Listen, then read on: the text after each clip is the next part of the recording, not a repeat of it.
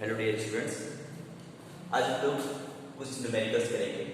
ठीक है, जो हम लोगों ने डायमेंशन एनालिसिस पढ़ रखे हैं, ठीक है, उसी के बेसिस पे हम लोग कुछ न्यूमेरिकल्स करेंगे। इसके पहले हम लोग डायमेंशन एनालिसिस पहला पार्ट में हम लोगों ने देखा था कि डायमेंशंस कैसे निकालते हैं। उससे हम लोगों ने देखा कि कोई भी इक्वेशन, प्रिंसिपल ऑफ होमोजेनिटी देखा, कोई भी इक्वेशन है उसको हम लोग डायमेंशनली कैसे सही करते हैं, क्या करते हैं। ठीक है, उसके बाद कुछ रिलेशंस होते हैं जो हम लोगों ने डायमेंशनली देखे थे। ठीक है, इसी कड़ी में हम लोग कुछ न्यूमेरिकल्स हैं उसको करेंगे। अच्छे जो न्यूमेरिकल्स हैं उसको थोड़ा सा हम लोग निपटा लेते हैं। ठीक है, तो मैंने असाइनमेंट के फॉर्म में दो प्रॉब्लम्स दिए थे। एक मैंने दिया था कि ये वाला इक्वेशन कोई फोर्स से इक्वेशन कुछ ऐसा है AT प्लस BT स्क्वायर, तो अपने को निकालना था ratio of dimension of A and dimension of B, ये निकालना था। उसके बाद दूसरा, ये तो पहला था, इनफैक्ट दूसरा था, और जो पहला था एक था कि कोई इक्वेशन है B square is equal to U square plus 2AS। ठीक है, ये डायमेंशनली इक्वेशन सही है या नहीं, ये सिंपल चेक करना था। ठीक है, जस्ट बेसिक क्वेश्चन मैंने दिया था, जैसे आपका थोड़ा सा बेसिक्स को चेक करें। ठीक है, तो चलिए पहले से इस इक्वेशन को ही निकाल लेते हैं। Question number 1, B square is equal to U square plus 2AS। इसको हम क्या करना था, डायमेंशनली चेक करना था। तो यहाँ पे भी क्या है बच्चों, फाइनल वेलोसिटी है, आपको पता है। U क्या है, इनिशियल वेलोसिटी है, A एक्सेलरेशन है, और S क्या है, डिस्प्लेसमेंट है। तो यहाँ पे जो इसका डायमेंशन है वो क्या है, सबको पता है, LT इनवर्स। अब तक क्या हो गया होगा। ठीक है, इसका क्या करेंगे, स्क्वायर करेंगे। अब जो इसका डायमेंशन है बच्चों, हम लोगों ने प्रिंसिपल ऑफ होमोजेनिटी में क्या पढ़ा था कि इसका डायमेंशन जो भी इक्वेशन में LHS और RHS होते हैं, तो क्या है इसके लिए LHS है।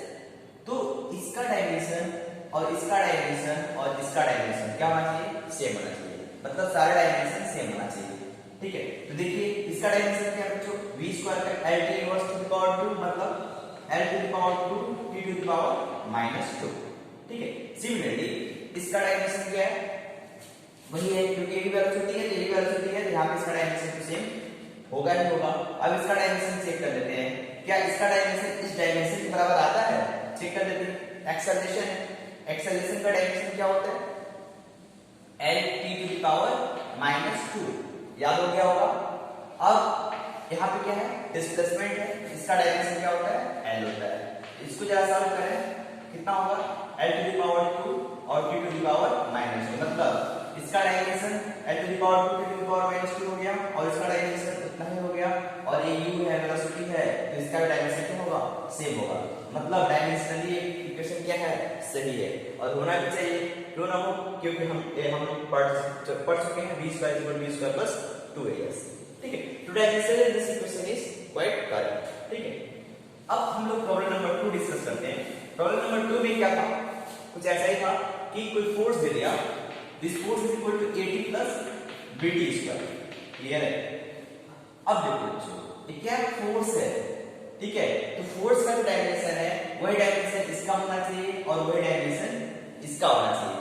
ठीक, यहाँ पे क्या है बच्चों, टाइम है, ये कोई कांस्टेंट है, D भी कोई कांस्टेंट है, T क्या है, टाइम है। ठीक है, और ये क्या बच्चों, फोर्स था।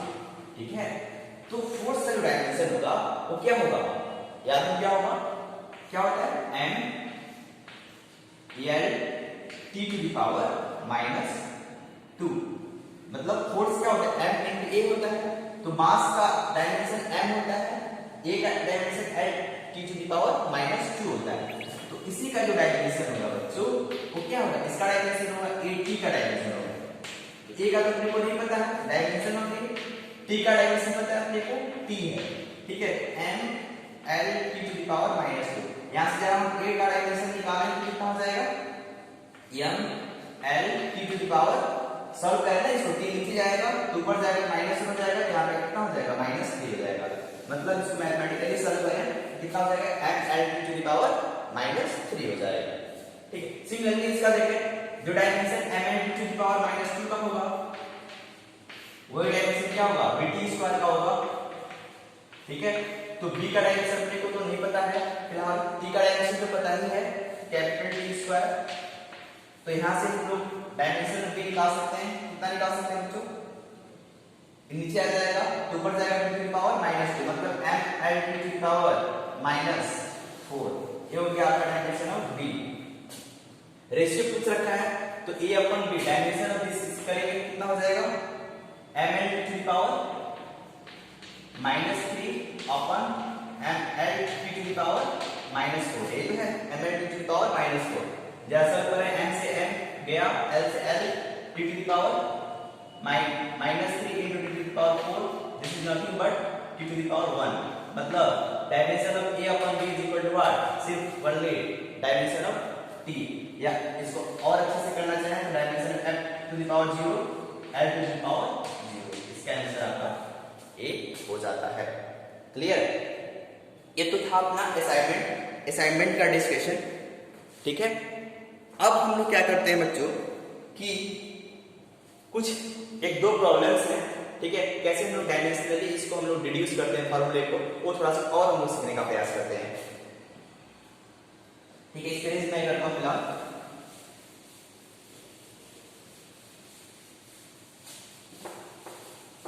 हाँ, अपने पास प्रॉब्लम क्या है कि हाँ, a planet moves around the sun in nearly circular orbit. Its period of revolution is capital D, which depends upon radius of orbit. मैंने क्या बोला था? डिपेंडेंसी बोले तो डायरेक्ट आपको क्या करना चाहिए? T है, इस directly proportional to radius of the orbit depend करता है r है, और पावर कुछ भी हो सकता है वो अपने के लिए बता दो, कैपिटल A लिख सकते हैं, सर स्मॉल a लिख सकते हैं। और यही टाइम पीरियड और किस पे डिपेंड करता है बच्चों? क्या बोला हुआ है? रेडियस पे डिपेंड करता है, और उसके बाद मास ऑफ द सन पे डिपेंड करता है। ठीक है, मास पे डिपेंड करेगा और b कर देंगे। उसके बाद अगला क्या है, किस पे डिपेंड करता है? And the gravitational constant g, और this time period is also depend upon the gravitational constant g। ठीक है, मैंने आपको ग्रेविटेशनल कांस्टेंट g का क्या निकलवाया था? डायमेंशन तो निकलवाया ही था। ठीक है, डायमेंशन निकलवाया था, वो आपको याद होना चाहिए इनफैक्ट। ठीक है, और कैसे निकालते हैं मैंने आपको बताया भी था। ठीक है, फिलहाल मैं कर देता हूं, यहां पे डायरेक्टली प्रोपोर्शनल है, मैं क्या करता हूं कि सबको इक्वेशन को मर्ज कर देता हूं एक ही में। तो r to the power a into m to the power b into d to the power c। Clear है? तो यहां पे इक्वालिटी जो होते हैं प्रोपोर्शनलिटी कांस्टेंट हटाने के लिए क्या करना पड़ता है? एक कांस्टेंट रखना होता है। तो कांस्टेंट रखने के लिए मैंने क्या लिख दिया यहां पे? Equal to capital P r to the power a m to the power b g to the power c, ये हो गया t। ठीक है, अब देखिएगा r क्या है जो लेंथ है, कैपिटल के रख देते हैं, लेंथ है l टू द पावर, ये हो गया, काफी आसान है। m है m to the power b हो गया। ठीक है, और g है, g का डायमेंशन क्या होता है? g का डायमेंशन निकाल सकते हैं, कैसे निकाल सकते हैं? मैंने बताया था f g m1 m2 r square. ठीक है, फोर्स का डायमेंशन मतलब क्या होता है? m lt -2। ठीक है, और ये क्या है?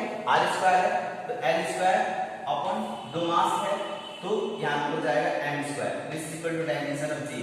जरा सॉल्व करें, कितना हो जाएगा? m inverse l to the power 3 t to the power -2 m inverse. ठीक है, l to the power 3 t to the power -2, ये हो गया आपका डायमेंशन ऑफ कैपिटल G। ठीक है, डायमेंशन कैपिटल G के हम लोग रखेंगे, क्या रखेंगे यहां पे? देखो m to the power -1 l to the power 3 t to the power -2। ठीक है, अब पावर कितना होगा? पावर देखो, इसको मैं थोड़ा सा इरेज करता हूं। ठीक है, साइड में से निकाल देते हैं तो डायमेंशन नहीं आता। ठीक है, t to the power -2 to the power c करते हैं। अब काफी आसान है, देखो l to the power a m to the power b m to the power -c l to the power 3c t to the power -2c। अब जो base same है उसको सॉल्व कर लेते हैं। l सेम है, l सेम है, power क्या हो जाएगा? a हो जाएगा, k l to the power a + 3c। ठीक है, और उसी तरफ m to the power b - c, उसी तरफ t to the power -2c। Clear है? ये हो गया आपका t। अब क्या करेंगे? इक्वेशन को इक्वेट करना होता है। ठीक है, काफी आसान है। अब इसको मैं थोड़ा सा मैं इरेज करता हूं। ठीक है, अब देखिए आप लोग, जब मैंने इसको इरेज किया तो क्या मिला आपको? t है। अब क्या करना है? यहां पे इक्वेट करना है m to the power 0 l to the power 0 से। ठीक है, क्योंकि यहां कुछ नहीं तो 1 होगा, तो l टू द पावर 0 हम लोग लिख सकते हैं, क्योंकि अपने को क्या करना है? अपने क्या करना है, डायमेंशन को जो पावर है उसको क्या करना है, या फिर डायमेंशन को इक्वेट करना है। देखो अब 0 है, a to the power 3c बराबर a plus 3c is equal to, sorry दिख नहीं रहा होगा क्या, यहां पे पढ़ते हैं, a plus 3c is equal to 0, equation number 1। उसके बाद b minus c is equal to 0, equation number 2। Similarly minus 2c is equal to 1, equation number 3। इस इक्वेशन को सॉल्व करेंगे, a b और c की वैल्यू निकालेंगे और ये चीज हम लोग यहाँ पे रख देंगे, a b और c की वैल्यू निकालने के बाद यहाँ पे रख देंगे। तो आपका क्या आ जाएगा, एक क्या बनेगा, एक फार्मूला बनेगा जो कि किसका होगा, t का होगा, ठीक है। और कांस्टेंट वैल्यू यही रहने देंगे, ठीक है। कुछ आता है कांस्टेंट वैल्यू, कुछ भी हो सकता है, 1/2 हो सकता है, 2 हो सकता है, 3 हो सकता है, कुछ भी हो सकता है, ठीक है। वो डिपेंड करेगा कि क्या इक्वेशन फिट होता है, एक्सपेरिमेंटली भी देखते हैं चीजों को, ठीक है। तो फिलहाल में डायमेंशनली हम लोग फार्मूला को हम लोग सरल ड्राइव कर लेते हैं, ठीक है। ये तो हुआ एक प्रॉब्लम। दूसरा प्रॉब्लम एक और है, बहुत अच्छा सा प्रॉब्लम है, ठीक है। वैसे बहुत सारे प्रॉब्लम बनते हैं बट एक दो प्रॉब्लम और मैं करा देता हूं, ठीक है। दूसरा क्या बोला है कि the frequency of an oscillator, इसको मैं इरेज करूं, ठीक है।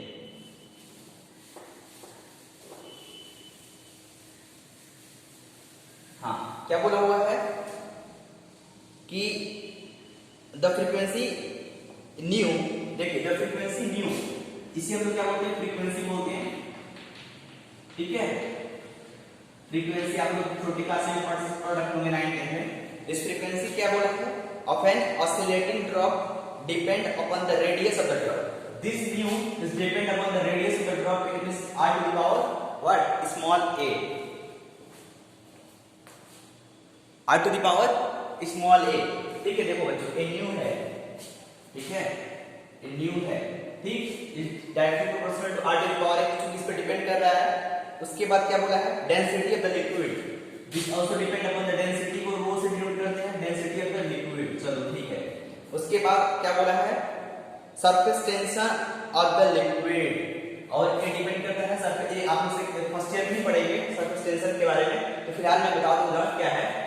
This nu is also depend upon the surface tension, ठीक है, c पे डिपेंड, पावर c कर देते हैं। उसके बाद क्या बोला बच्चों, establish an expression for new dimensionally, new का डायमेंशन क्या मतलब, डायमेंशनली इसका इक्वेशन क्या आपको मतलब निकालना है। तो न्यू इज इक्वल टू क्या करेंगे, कोई कांस्टेंट k हो गया, r to the power a, rho to the power b और surface tension to the power c, ठीक है। अब देखो r क्या लेंथ है, कांस्टेंट कैसे कर देते हैं, देखो जो फ्रीक्वेंसी है, फ्रीक्वेंसी क्या होता है, 1/t होता है, इसका मतलब इसका डायमेंशन क्या हो गया बच्चों, t इनवर्स हो गया, ठीक है। अब देखो यहाँ पे क्या हो गया, r क्या है, लेंथ है, l टू द पावर, ये हो गया, ये क्या है, डेंसिटी है, density is equal to mass by volume, then m l to the power -3, ये तो होगा p, और ये क्या है, सरफेस टेंशन है।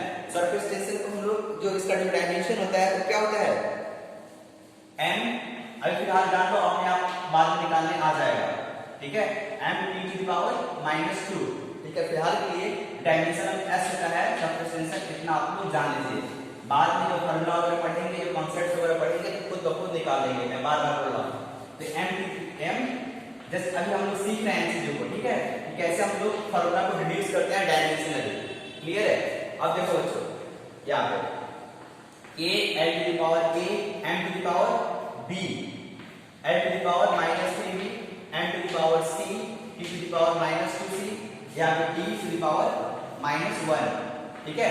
l और l बेस सेम है, पावर a हो जाएगा, k l to the power a -3b, m to the power b plus c, और उसके बाद t to the power -2c, t inverse, वही कहानी, कुछ नहीं है, यहाँ क्या करेंगे, m टू द पावर 0 करेंगे और l टू द पावर 0 करेंगे। देखो बच्चों यहाँ पे जो रहेगा ना, कोई कुछ नहीं हाथ होना चाहिए, बाय द वे नहीं हुआ तो पावर 0 कर देंगे, ठीक है। यदि कोई हिट हुआ तो थीटा होगा, इधर हम लोग क्या करेंगे, थीटा टू द पावर 0 करेंगे, क्योंकि हम लोग को डायमेंशनली मतलब पावर क्या करना पड़ेगा, इक्वेट करना होता है। तो देखो यहाँ पे इक्वेट कर देंगे, ये -3b is equal to what, 0, similarly b plus c is equal to 0, similarly -2c is equal to -1, यहाँ से इक्वेशन को इक्वेट किया और यहाँ पर हम लोगों ने रख दिया, ठीक है। उसके बाद हम अपना आंसर मिल जाएगा, ठीक है। तो अपना आंसर यहाँ से निकल जाएगा। ठीक है, जो कि होगा k। आप यहाँ पे सब कुछ वैल्यू रखोगे ना तो आपको आंसर जो मिलेगा वो क्या मिलेगा, k इंटू अंडर रूट या फिर बोले s टू द पावर 1/2 मिलेगा अपन रो r क्यूब।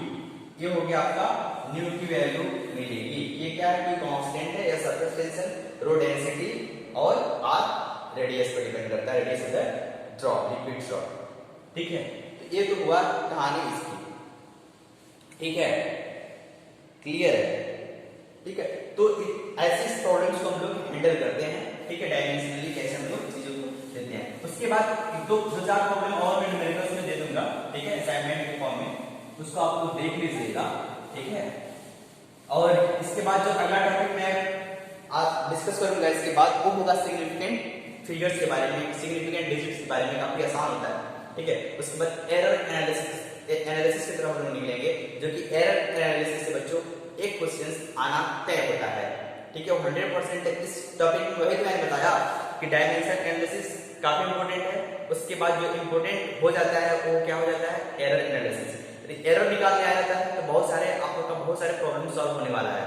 ठीक है, उसको मैं अगले टर्म में अगले लेक्चर में मैं उसको क्या कर दूंगा, अपलोड कर दूंगा, उसको देख लीजिएगा। ठीक है, आज के लिए इतना है। Thanks for today and all the best for tomorrow. Enjoy.